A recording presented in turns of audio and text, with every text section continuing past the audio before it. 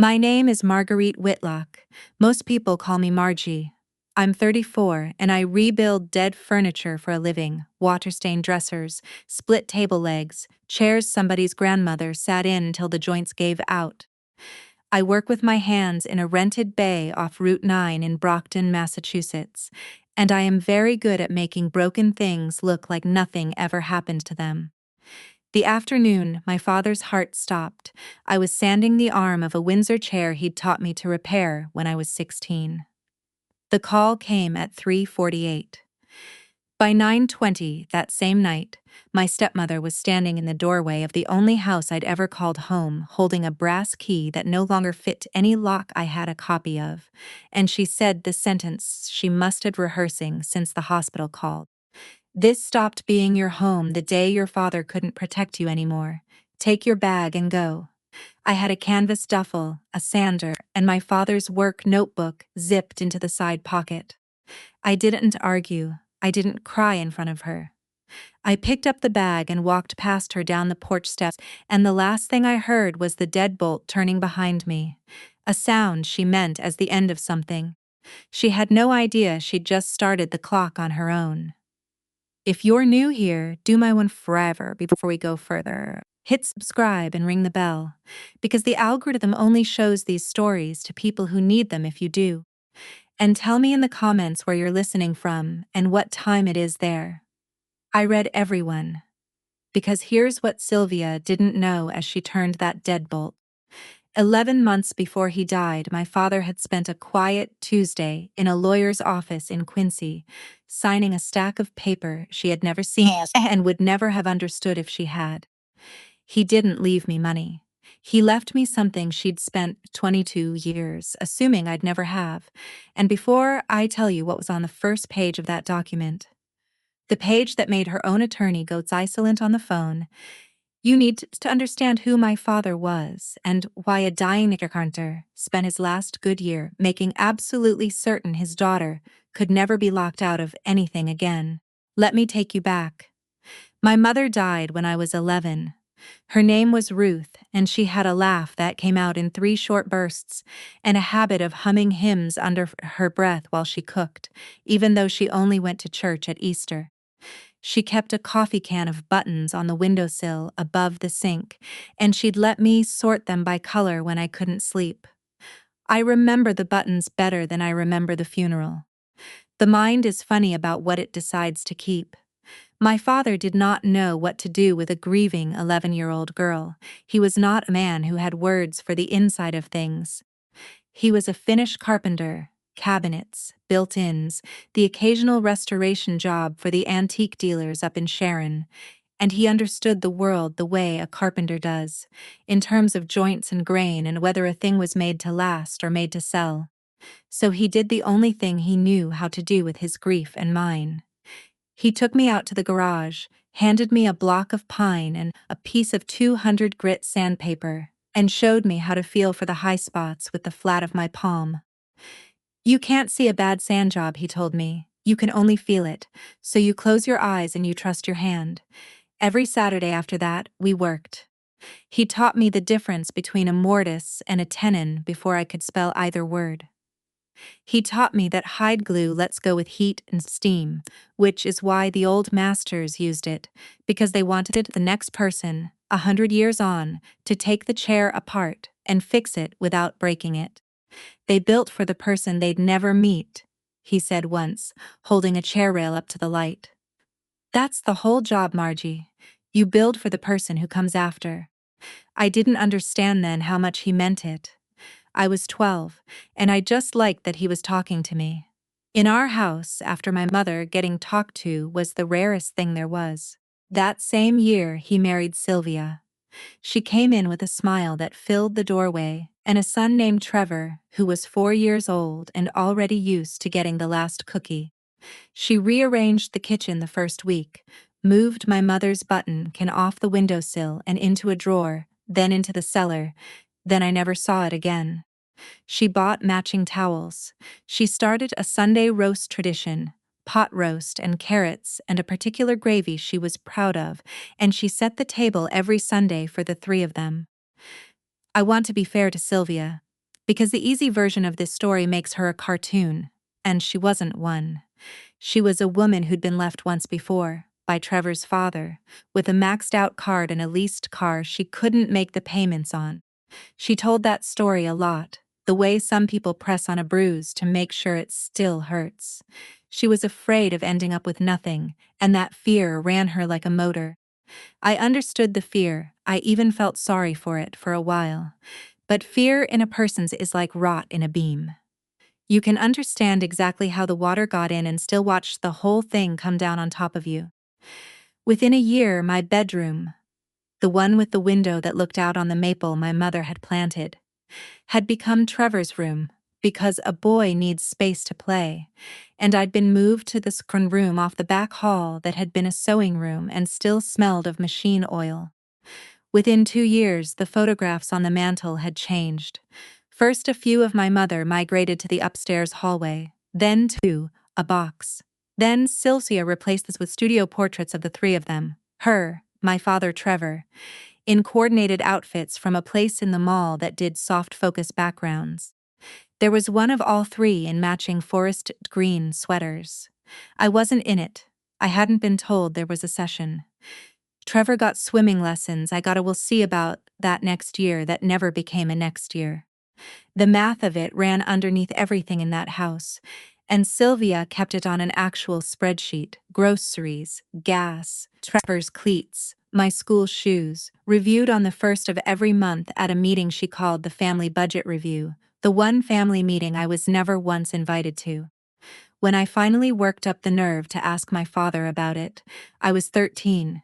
He was at the bench gluing up a drawer box, and he didn't look at me right away. He set the clamps. He wiped his hands on the rag hooked in his back pocket.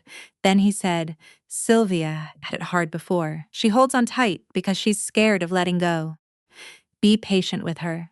I was patient, for a very long time. But I've learned since that be patient is what good people say when they don't have the stomach for the harder sentence, which is stop. My father loved Sylvia, and he could not bring himself to stop her. And so the stopping became my job, except I was a child and didn't have the tools yet. He gave me the tools later. That's the part Sylvia never saw coming. The summer I turned 16, my father drove me out to a storage unit in Avon I didn't know he rented. He rolled up the door and inside was furniture. Not the stuff he repaired for the dealers, but pieces he'd built himself over 20 years. A shaker trestle table, a pair of ladder-back chairs with hand-woven rush seats, a blanket chest in tiger maple with dovetails so tight you couldn't have slid a sheet of paper into the seams, a workbench that had belonged to his own father. "These aren't for selling," he said. "A man should keep a few of the good ones, so he remembers he can do good work." He ran his hand along the edge of the trestle table the way you'd touch the shoulder of an old friend. "Someday these are going to be yours, not Trevor's. Yours. Because you're the only one who'll know what they're worth, and it isn't the money." Then he handed me a notebook, a black, hardcover one with an elastic band, already half full of his handwriting, measurements, glue recipes, sketches of joints, the names of the dealers who paid fair, and the ones who didn't. "You keep adding to it," he said. "Your hand, my hand, doesn't matter. Same notebook. I still have it. It's in the side pocket of the bag I carried out of that house. There's a section in the back, in his cramped block letters, that I didn't fully understand until I was 33 years old, sitting in a lawyer's office, listening to a man read my father's words back to me. But I'm getting ahead of myself. I left for trade school at 18 and didn't move back. There was no scene in the driveway. I packed 2 duffels into a used Civic my father helped me buy. Sylvia waved from the kitchen window. Trevor didn't look up from the TV. I drove 40 minutes north to a furniture and cabinet making program and a basement apartment with a hot plate and a window that looked at a brick wall. The coffee I made on that hot plate was terrible. I drank it every morning and felt for the first time since I was 11 like I could hear myself think. My father and I had a standing call every Sunday at 8, before Sylvia was up. We didn't talk about feelings, we talked about wood. He'd tell me about a job, I'd tell him about a technique, he'd correct me, I'd correct him back when I was right, which started happening more and more as the years went on. It was our whole language. He never once asked if I was happy, and I never once asked why he stayed. We loved each other in the dialect we had, which was joinery, and it was enough. Every time I went back to visit, something in the house had changed. My old sewing room bedroom became a craft room, then a home gym when Trevor got into lifting. The hallway photos updated again, and by the time I was 25, there was not one picture of me anywhere on the first floor of the house I grew up in. I noticed. I never said anything. Saying something was a door I'd stopped knocking on. Here's the thing about being the overlooked one. People assume you don't notice, and that the not noticing is why they can do it. But I noticed everything. I just filed it, the way my father taught me to file the grain direction of a board before I cut, so I'd know which way it wanted to split. I built a life up north. I apprenticed under a restorer named Del Hartigan, a gruff old Yankee who'd trained in Boston and forgotten more about veneer than most people ever learn. And when he retired, I took over half his client list and opened my own shop. Whitlock Restoration.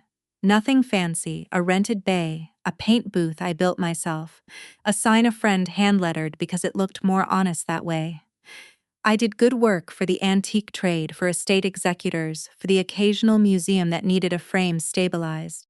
A decent living, not a rich one, a real one.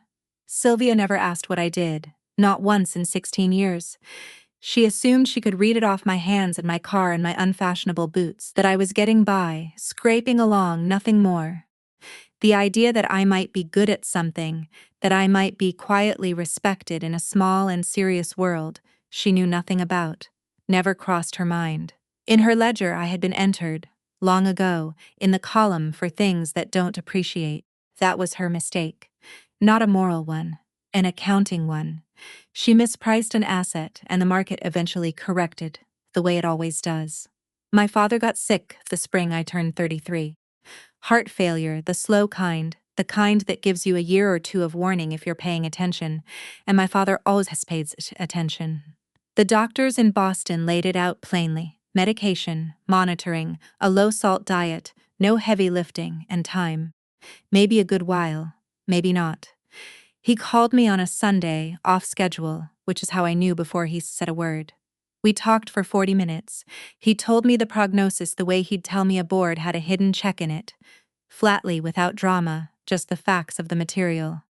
And then he said something he'd never said in 16 years of Sunday calls. I need you to come down on a Tuesday next month, not to the house. There's a man in Quincy I want you to meet. I said okay. I didn't ask why. With my father, when he gave you something, the smartest thing you could do was hold still and hold on. The man in Quincy was an estate attorney named Howard Ackerman, 60s, soft-spoken, reading glasses he kept pushing up his nose, and a coffee mug that said "World's Oakest Golfer," which made me trust him immediately. My father sat across the desk. I sat beside him, and over the next 2 hours, the two of them walked me through what my father had spent the last several months building.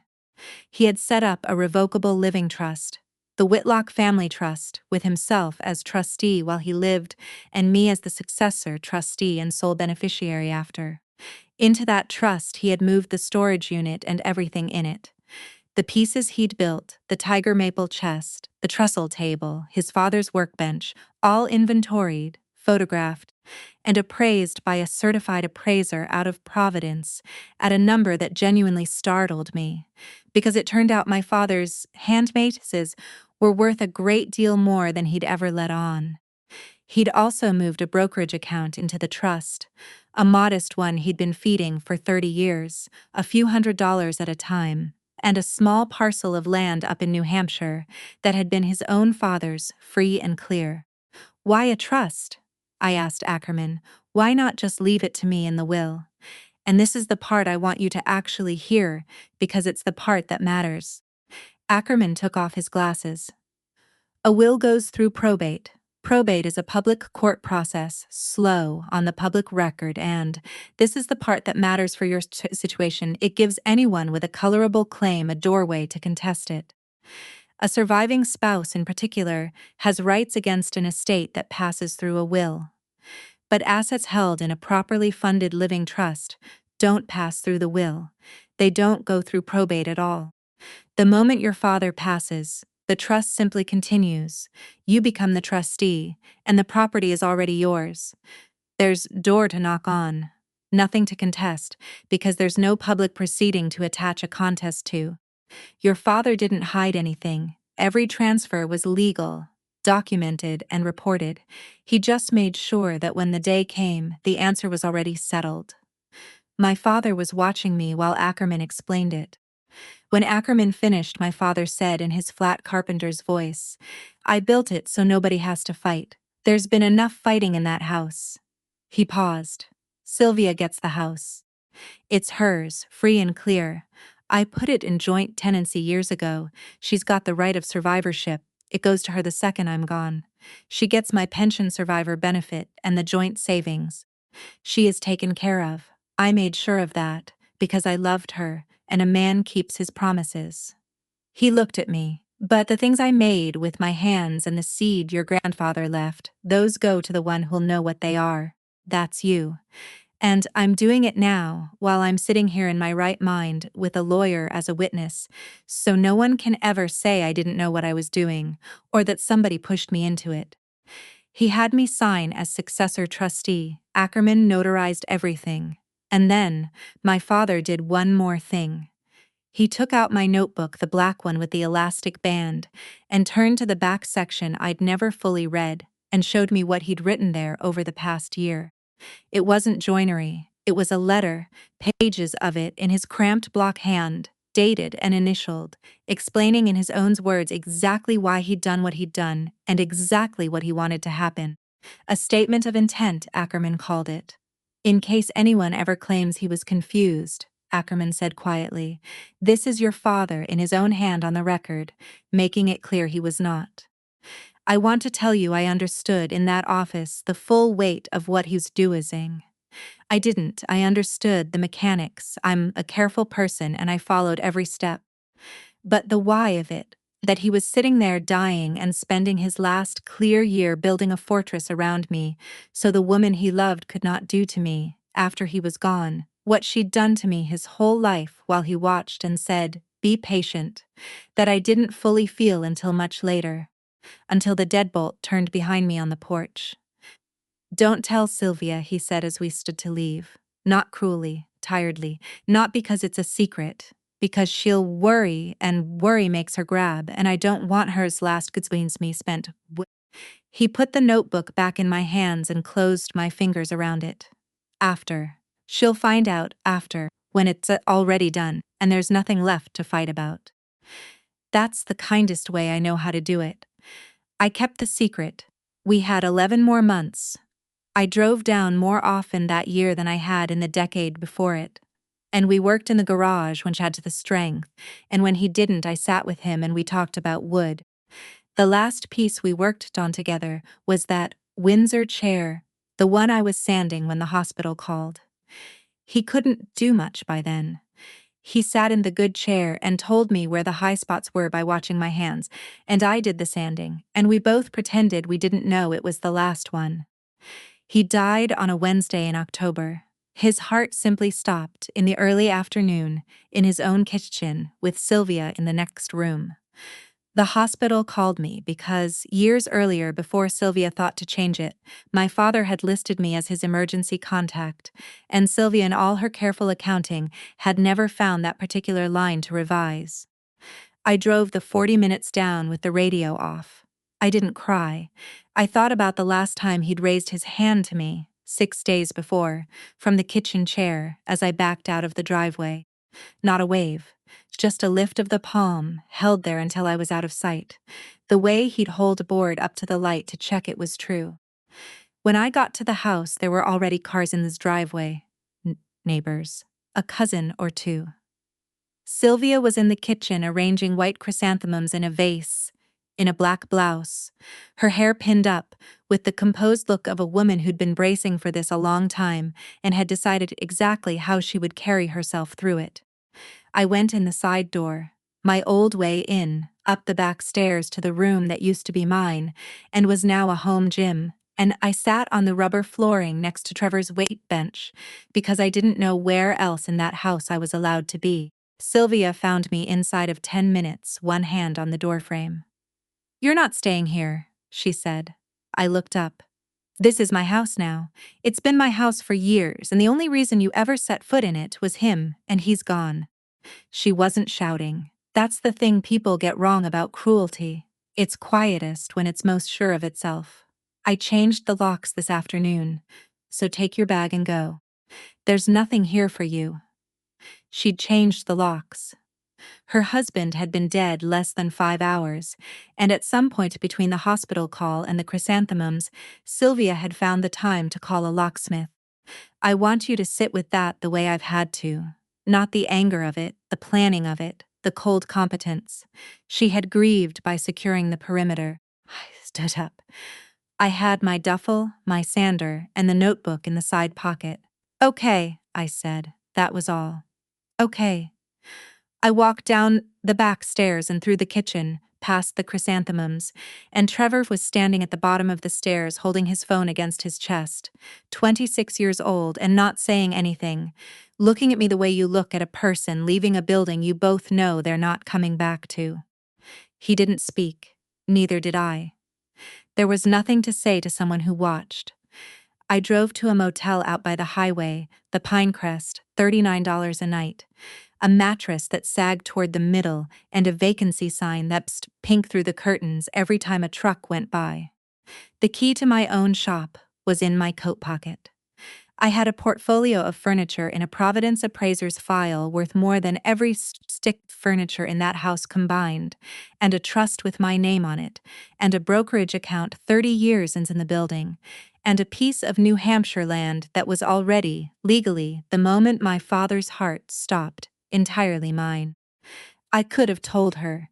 Standing in that doorway, I could have laid the whole thing out and watched her face do the thing I'd be lying if I said I didn't sometimes imagine. But my father didn't build a quiet fortress so I could turn it into a loud one. He built it so nobody would have to fight. So I said, "Okay," and I drove to the Pinecrest and I let the schedule he'd built run on its own time. Grief doesn't care how prepared you are. It came for me at 3 a.m, in that room that smelled like bleach and old cigarettes, and it sat on the edge of the sagging bed, and it stayed. I didn't cry for the house. I didn't cry for Sylvia. I cried because I wanted to call my father and tell him his heart had stopped, the way I told him everything, and that was the one thing I could never tell him. My Aunt Rosalind called me the next morning. Rosalind was my father's older sister, 71. A retired high school bookkeeper with a tongue like a tax audit, and the only member of that family who'd never once been charmed by Sylvia's pot roast. She'd seen through her from the first Sunday. She'd just never said it out loud, because Walter hadn't asked her to, and as Rosalind respected her brother's silences even when she didn't share them. "She put you out," Rosalind said, not a question. "She changed the locks before he was cold."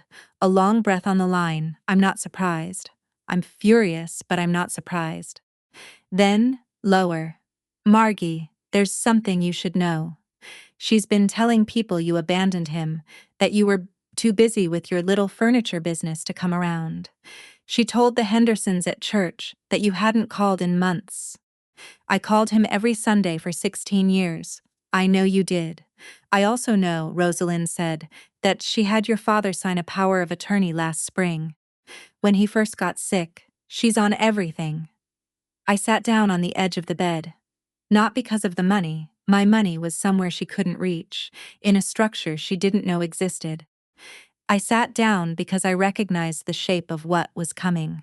Sylvia wasn't just grieving. She was taking inventory. And a woman who takes inventory the afternoon her husband dies is a woman who is about to find a number that doesn't add up. Sylvia started her accounting the morning after the funeral. She called a real estate appraiser. The house came in around 390,000. She pulled the joint savings, about 110,000. She had the pension paperwork. By any honest reckoning, my father had kept his promise. The house, the savings, the survivor benefit. She was taken care of. She was not left with nothing. She was left a great deal more than the leased car and the maxed card she'd never stopped talking about. But it wasn't the number she'd expected. My father had earned a good living for 40 years. Where, Sylvia wanted to know, was the rest? She asked the bank to check for other accounts. There was a brokerage account, the teller said, but it didn't show as part of his estate. It appeared to be held in a trust. Sylvia didn't know what that meant. She drove home and sat at the kitchen table with the appraiser's number written on the back of an envelope, underlined twice, waiting for it to make sense, and it didn't. Trevor came in. I imagine this part. Rosalind got the gist from a cousin. He asked if she'd found everything, and Sylvia said the house and the savings, and that was it. And Trevor, who'd heard my father and me talk shop 100 Sundays, said something like, "Didn't he have a whole storage unit of furniture? Didn't he keep saying the good pieces were going to Margie?" And Sylvia went very still. She called Ackerman's office. She demanded to know what trust, what furniture, what Margie. Ackerman, who is a careful man, told her only that he could not discuss his client's affairs with a third party, that she would want to retain her own counsel, which is lawyer for. You are not going to like what you find out, and you should have someone sitting next to you when you do. That should have been the moment Sylvia stopped. A less frightened person would have heard the warning in Ackerman's careful nothing and pulled back. But fear doesn't pull back, fear grabs. And 9 days after my father died, Sylvia did the thing that turned a sad story into a clean one. She walked into the bank with the power of attorney my father had signed the previous spring, and she withdrew $80,000 from the joint savings as a cashier's check. Here's the second thing I need you to actually hear. Because, like the trust, it's a piece of the law real people get wrong every single day, often without any bad intent at all. A power of attorney is only valid while the person who granted it is alive. The moment my father died, that power of attorney was void. It had no more legal force than a grocery list. It doesn't matter that the document was real, that his signature was genuine, that it had been notarized. The authority it granted ended the instant his heart stopped. Sylvia walked into that bank, waving a piece of paper that had legally died 9 days earlier, and the teller, who also didn't know the rule, which is exactly how these things happen, honored it. The funeral had cost a little over $9,000. That left about $71,000 that Sylvia had withdrawn, using authority she no longer had, and deposited into a personal account she'd opened the day before. She wasn't a criminal mastermind. The easy version of this story makes her one, and she wasn't. She was a frightened 60-year-old woman who'd convinced herself the money was rightfully hers, who didn't understand that a power of attorney dies with the person who signs it, and who grabbed what was in reach because grabbing was the only response to fear she'd ever learned. I understand it. Understanding it and excusing it are different rooms, and I've never been able to make myself walk from the one to the other. Rosalind found out about the withdrawal because she still had a friend who worked at that branch. She called me that night. I called Ackerman the next morning, and within an hour he'd confirmed it through the estate's access. He was quiet on the phone for a moment, and then he said the thing that told me how serious it was. "She's panicking," he said, "and a panicking person leaves a very clear trail. Margie, I want you to do nothing. Don't call her. Don't warn her. Don't return the money in your head before she's even asked for it, the way I can hear you wanting to. We are going to handle this correctly, on the record, in the right room. Your father built this so you'd never have to fight in a parking lot. Let's not start now." So I went back to work. There's a particular kind of grief that only your hands can hold, and mine held it at the bench. I had a client's tall case clock with a cracked bonnet and a set of 6 dining chairs with failed glue joints, and I took them apart and I fixed them, one joint at a time, and I let the days move toward the reading of the trust the way you let glue cure, on its own schedule, which cannot be rushed without ruining the work. Sylvia called me 4 days before that reading. It was the first time she'd dialed my number since the night of the locks. Marguerite. Her voice was warm, controlled. The voice she used when company was over, and she needed me to clear the dessert plates and look grateful about it. I need to ask you something. Your father, did he ever talk to you about furniture? A storage unit, maybe? Some pieces he made? He talked to me about furniture for 30 years, I said. It was most of what we talked about. I mean, did he leave you any? Did he tell you he was leaving you any? Trevor, seems there's a whole unit of it somewhere, and I can't find a single paper about it. And I've been through everything. I think Mr. Ackerman is going to explain all of this on Thursday, I said. That's what the meeting's for. A silence, then, with the warmth thinning out of it. I was his wife for 22 years, Marguerite. I have a right to know what he owned. Then Thursday you'll know. I don't want to wait until Thursday. I know, I said, but I think Thursday is the right time. She hung up. Then she called back. I didn't answer. She called again, 3 times in 7 minutes, the phone buzzing face down on my workbench while I clamped a chair rail and waited for it to stop. If you've ever had someone in your family who only reaches for you when they need something, you know the exact temperature of that warmth. It's warmer than any voice they've ever used with you when you needed them. It skips clean over the part where they put you out of your father's house and lands directly on the part where you have information they don't. Sylvia didn't call to ask how I was. She didn't call to say she was sorry about the locks or the duffel or telling the Hendersons I'd abandoned my own dying father. She called because she'd found a number that wouldn't add up, and eyes was the last variable she hadn't accounted for. I turned the phone over so I couldn't see it light up, and I went back to the chair. The reading was held at Ackerman's office in Quincy, a second-floor suite above a bakery, up a narrow staircase with a wooden banister worn smooth by 60 years of hands. The conference room had a long table, a window over the parking lot, a clock with Roman numerals that ticked louder than a clock should, and the smell of cinnamon rolls drifting up through the floor from the bakery below, which I have never since been able to smell without being back in that room. Sylvia arrived first, in a charcoal blazer, and the pearl earrings from the funeral, Trevor a step behind her in a sweater, both of them taking the chairs at the head of the table as though the seating had been decided in advance. Rosalind came next in a navy dress she'd probably owned 20 years, and sat halfway down beside me and took my hand and held it on her knee without a word. 2 of my father's cousins, Arthur and Dean, men in their 60s in ties that were slightly too short, took seats by the window and nodded at everyone and committed to nothing.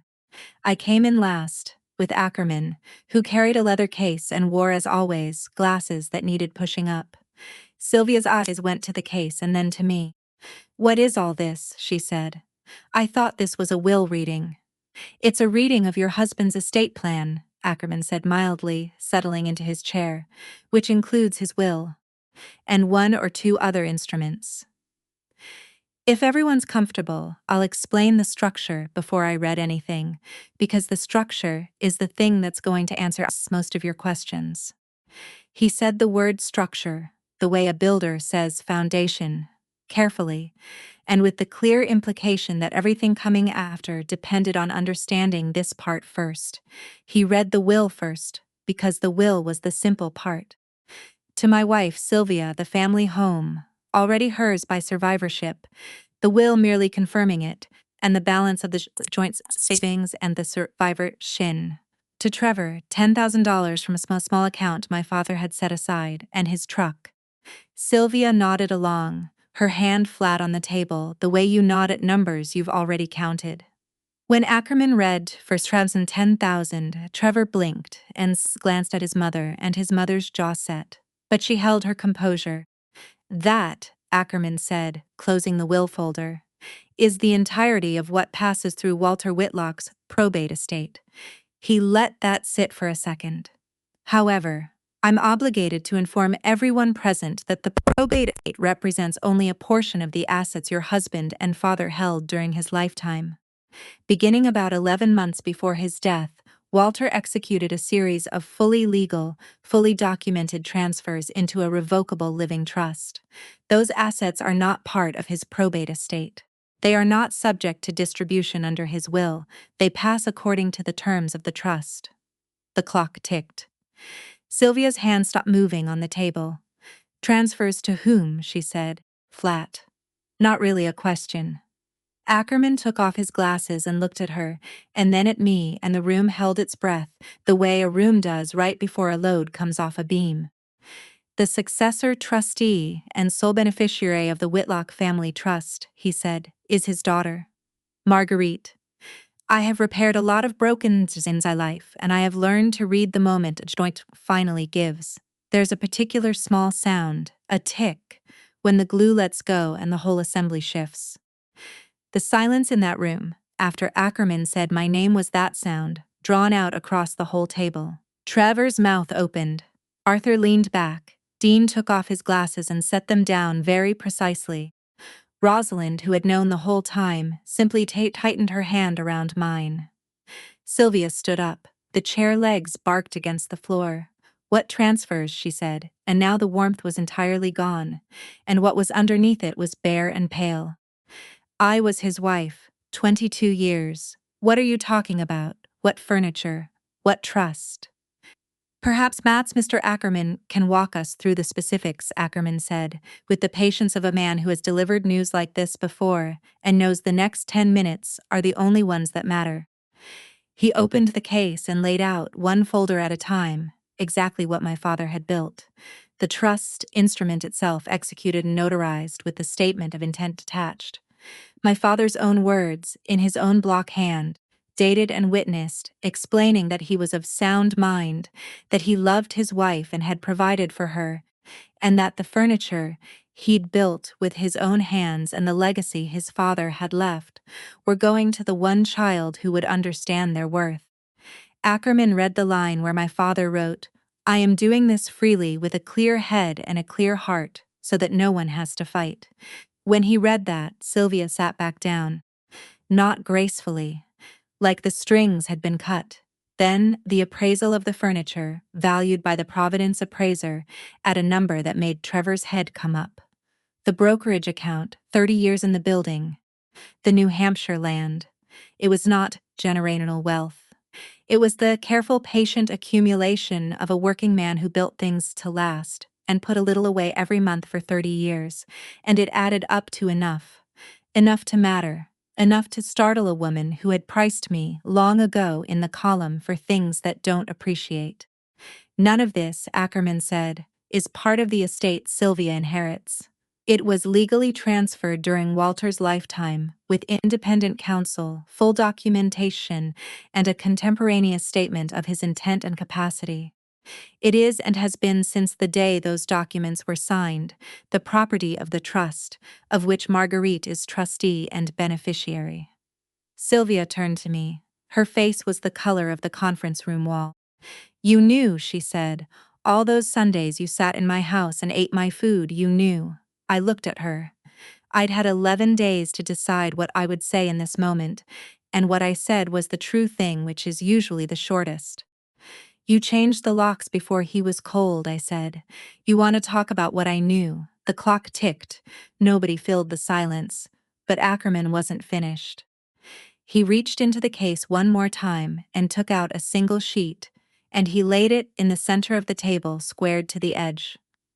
"There is one more matter," he said, "and I'd advise everyone that I'm raising it not to embarrass anyone, but because it has to be addressed on the record." He looked at Sylvia, not unkindly.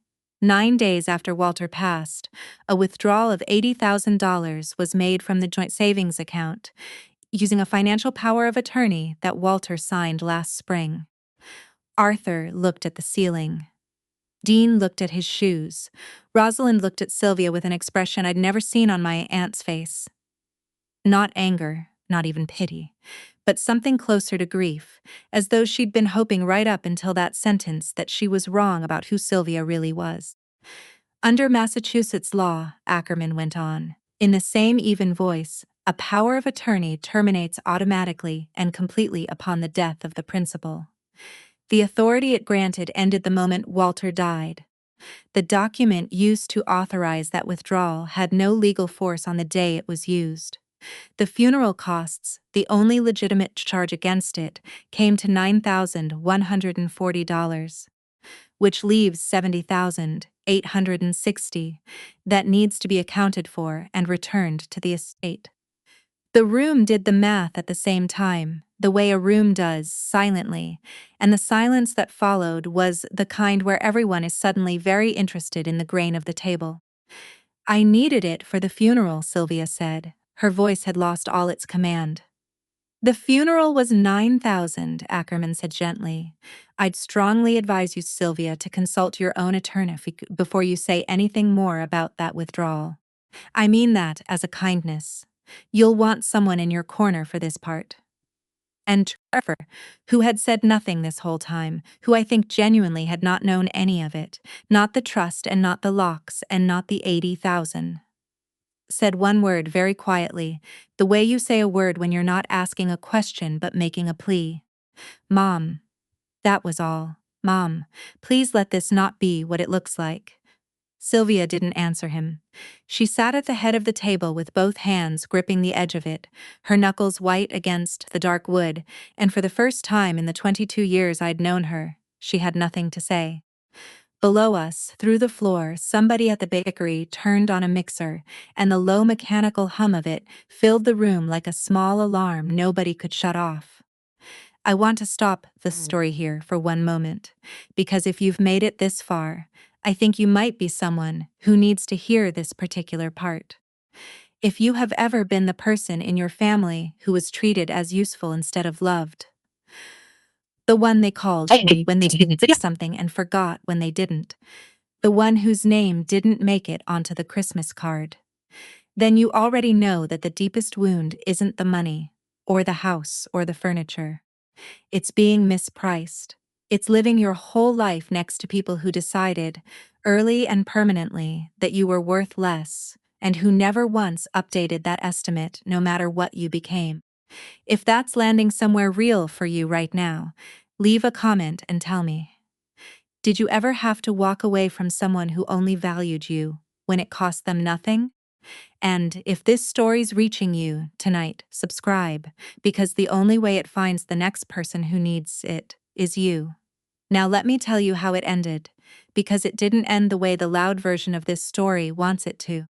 Sylvia hired a lawyer. His name was Brennan. He specialized in estate disputes, and he reviewed everything Ackerman had presented: the trust, the transfers, the notarized statement of intent, the appraisal, and called Sylvia back within a week to tell her there was no case. The transfers had been executed over 11 months by a competent adult with independent counsel and a contemporaneous written record of his capacity and intent.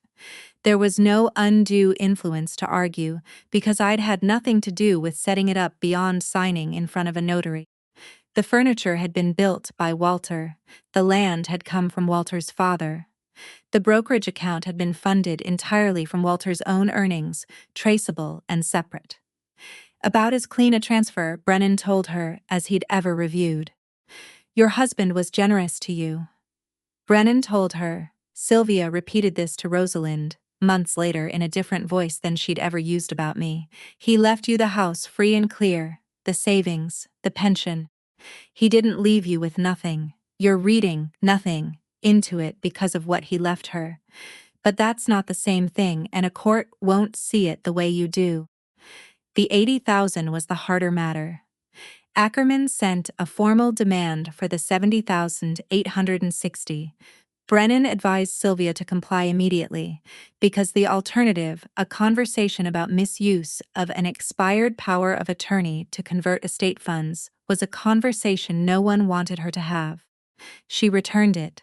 The check came back drawn on the personal account she'd opened the day before the withdrawal, which told its own quiet story, but I never pursued it, and Ackerman counseled me not to, and I think he was right. Some doors you're allowed to close without walking through them first. Here's the part I didn't expect. The family shifted. Arthur and Dean, who'd committed to nothing in that room, started calling me. Awkwardly at first, the way men of that generation call when they've decided someone's was wronged and don't have the vocabulary to say so. Neighbors who'd swallowed Sylvia's version, the one where I'd abandoned my dying father, started hearing the other version, the one with 11 months of Sunday visits and a hospital that called me because I was his emergency contact. The story Sylvia had spent years telling came apart under the weight of the documents on that table. And Sylvia, who had spent 22 years quietly building a wall to keep me outside that family, found herself standing on the wrong side of it. I didn't build that wall. She did. I never said a word against her to a single person. I just stopped supplying the version of myself she'd been selling. The truth did the rest. The way water finds the low spot, whether or not you point it there. Trevor texted me about a week after the reading, the first time he'd ever reached out to me directly. It said, "I didn't know what she was going to do that night. I'm sorry I didn't say anything. I'm sorry about a lot of it. I read it 3 times. I didn't answer. Not because I was angry at him. He'd been 4 years old when this arrangement was decided over his head, same as I'd been 12. I didn't answer because I didn't yet know what to say to someone who'd watched me carry a duffel bag down a staircase and hadn't found a single word. And I've learned that not being ready to forgive someone is not the same as refusing to. It's just slower. Some glue takes longer to cure. You can't rush it without ruining the bond. I sold none of the furniture. People assume that's the end of these stories, the windfall, the cashing out. But my father didn't build those pieces to be sold, and I didn't inherit them to liquidate them. The trestle table is in my apartment. I eat at it. The tiger maple chest is at the foot of my bed. My grandfather's workbench is in my shop, and I work at it every day. And when a client asks, I tell them it belonged to my grandfather and my father before me, and I don't tell them the rest, because the rest is mine. I kept the New Hampshire land, too. There's nothing on it but trees and a stone wall some farmer laid by hand 200 years ago, building for a person he'd never meet. And I sit on that wall and think about my father saying, "That's the whole job, Margie. You build for the person who comes after." He built for me. He spent his last clear year, knowing his heart was failing, in lawyers' offices and at the bench, building a thing so solid and so quiet that when the worst day came, the answer was already settled and nobody had to fight. That was the most carpenter thing he ever did. He couldn't say "I love you" in any dialect but joinery, so he made me a fortress out of paper and dovetails, and he made it strong enough to hold after he was gone. Rosalind comes to dinner once a month. We eat at my father's table and talk about him, not sadly, but the way you talk about someone you knew completely and don't have to revise. The last time she came, she ran her hand along the edge of the trestle table the way my father used to, and she said, "He always said you were the only one who'd know what these were worth." And I said the only true thing, which is usually the shortest. He was wrong about that. I'd have traded all of it to hear him say "good work" one more time. I want to leave you with the thing I actually learned, because I promised you a story with a lesson in it, and I don't break promises in the dialect I learned from him. For 34 years I believed the wound was being treated as worth less. And it was a wound. But the lesson isn't that I was secretly worth more all along, that there was a hidden number that proved them wrong. That's the revenge version, and revenge is a smaller thing than what my father gave me. The lesson is this: a person's worth was never a number to be appraised in the first place. Sylvia's whole life ran on the ledger: useful, not useful, appreciates, doesn't. And she lost in the end, not because her number came up short, but because she never understood that people aren't assets and love isn't an account you fund only when there's a return. My father understood it. The opposite of being mispriced isn't being repriced higher. It's being seen by one person completely as something that was never for sale. He didn't leave me money. He left me the one thing the ledger can't hold, the certainty that I had been worth protecting, not for what I could do, not for what I was worth on paper, but because I was his and he was mine, and that was the whole of it. I will never need anyone's permission to know that again. One thing before I let you go. The legal pieces in this story, the way trust assets avoid probate, the hard rule that a power of attorney dies the instant the person who granted it does, are real, and they matter in real families every single day, far more often than people realize. Laws differ from state to state, and what worked the way I've described it in Massachusetts may be structured differently where you live. So if anything in this story made you think about your own family, please don't act on what you heard from a stranger telling a story online. Sit down with a licensed estate attorney in the state where the people you love actually live. You can find one through the American Bar Association's directory, and if you're worried about an older relative being financially pressured or taken advantage of, the National Council on Aging runs a free helpline at 1-800-677-116. I'm not a lawyer. I rebuild furniture for a living. I'm just someone who learned, the hard and the lucky way at once, that the most loving thing a person ever did for me he did quietly, on paper, 11 months before I knew I'd need it. If there's someone you've been meaning to protect like that, don't wait for a good day. There may not be as many of them left as you think. If this story meant something to you, share it with someone who's been treated like they don't count. Tell me in the comments, what's the one thing someone left you? Not money, the other thing, that you'd never sell, and I'll see you in the next one.